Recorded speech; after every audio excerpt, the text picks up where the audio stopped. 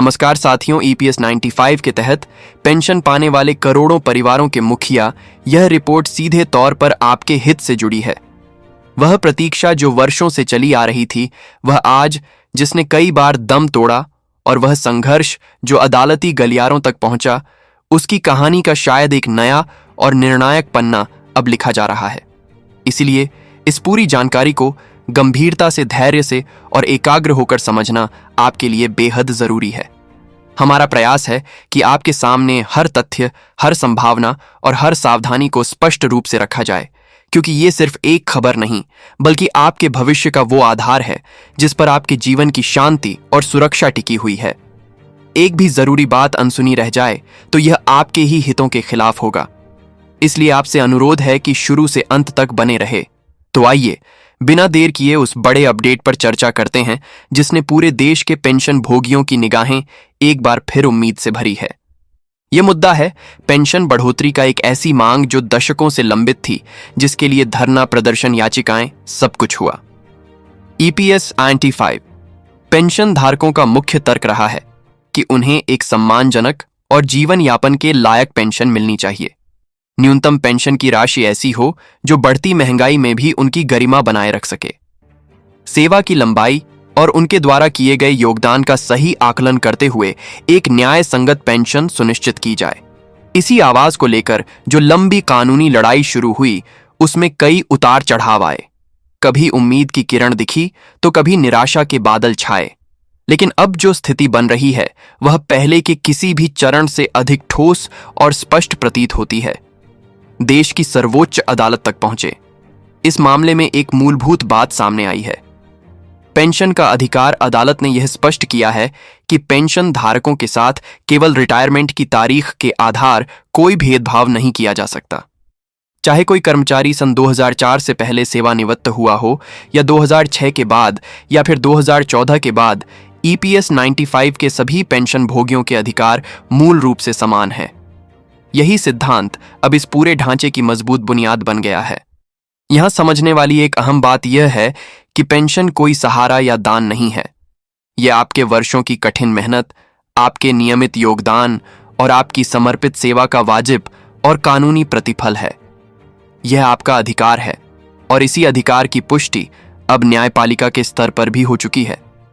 अब सवाल यह उठता है कि इस ऐतिहासिक फैसले के बाद जमीन पर पेंशन बढ़ोतरी की प्रक्रिया कैसे काम करेगी, कि इस श्रेणी के पेंशन भोगी को कितनी राशि मिलने की संभावना है, और इस पूरे प्रावधान को व्यवस्थित रूप से कैसे बांटा गया है।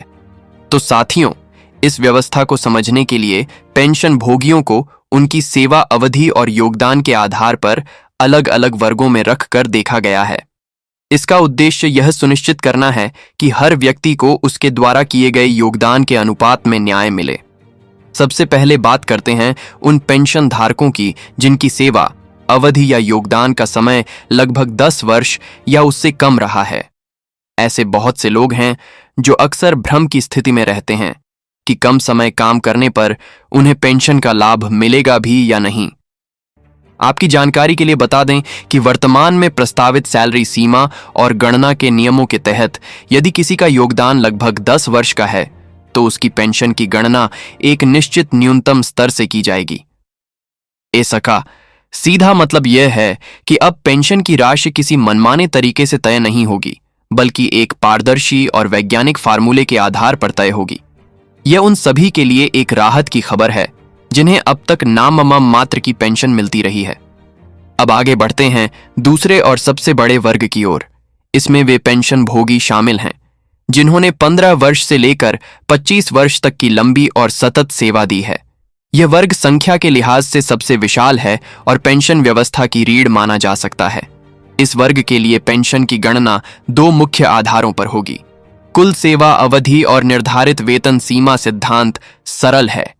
जितने अधिक वर्ष आपने योगदान दिया है, आपकी पेंशन की राशि भी उतनी ही अधिक होगी। यह व्यवस्था इस न्याय संगत सोच पर आधारित है कि जिसने संगठन और देश को अधिक समय दिया, उसे उसका उचित प्रतिफल मिलना चाहिए। उदाहरण के तौर पर, यदि किसी की सेवा अवधि 15 वर्ष है, तो उसकी पेंशन एक निश्चित स्तर पर होगी। यदि सेवा 20 वर्ष की है, तो पेंशन उससे ऊपर के स्तर पर जाएगी। और यदि कोई व्यक्ति 25 वर्ष तक सेवा में रहा है तो उसे इस सीढ़ी में सबसे ऊपरी पायदानों में रखा जाएगा। यानी पेंशन की राशि सेवा के वर्षों के साथ साथ बढ़ती जाएगी। स्पष्ट और चरणबद्ध प्रक्रिया से पारदर्शिता आएगी और हर व्यक्ति को अपनी गणना समझने में आसानी होगी। साथियों, अब हम बात करते हैं तीसरे और अत्यंत महत्वपूर्ण वर्ग की। इसमें वे अनुभवी और वरिष्ठ पेंशन भोगी शामिल हैं, जिन्होंने 25 वर्ष से लेकर 30 वर्ष या उससे भी अधिक का लंबा सफर तय किया है। लंबे समय से इस वर्ग की प्रमुख मांग रही है कि उन्हें एक सम्मानजनक, पर्याप्त और स्थिर पेंशन मिलनी चाहिए। उनका तर्क है कि जीवन का सर्वोत्तम समय उन्होंने संस्थान को दिया है और अब बुढ़ापे में उन्हें आर्थिक चिंताओं से मुक्त रहना चाहिए।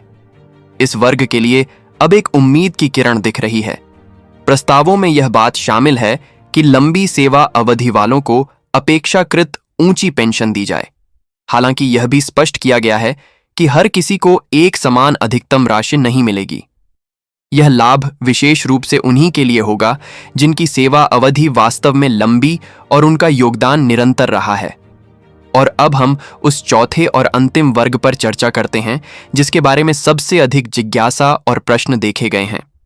यह वर्ग है उन पेंशन भोगियों का जिन्होंने रिटायरमेंट के समय उच्च पेंशन के विकल्प का चयन किया था, यानी जिन्होंने अपने कार्यकाल के दौरान अधिक पीएफ कटौती करवाकर भविष्य में अधिक पेंशन पाने का रास्ता चुना था।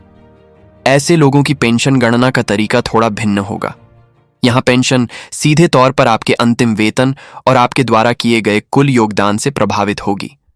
सीधी बात है, आपका अंतिम वेतन जितना अधिक रहा और आपका योगदान जितना ज्यादा रहा, आपकी मासिक पेंशन की राशि भी उसी अनुपात में ऊंची होगी।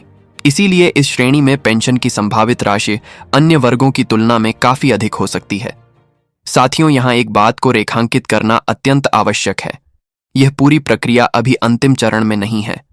न्यायालय का दृष्टिकोण स्पष्ट है, राह दिखाई दे रही है, लेकिन इस राह पर चलने और इसे जमीन पर उतारने की जिम्मेदारी प्रशासनिक तंत्र और सरकारी विभागों पर है।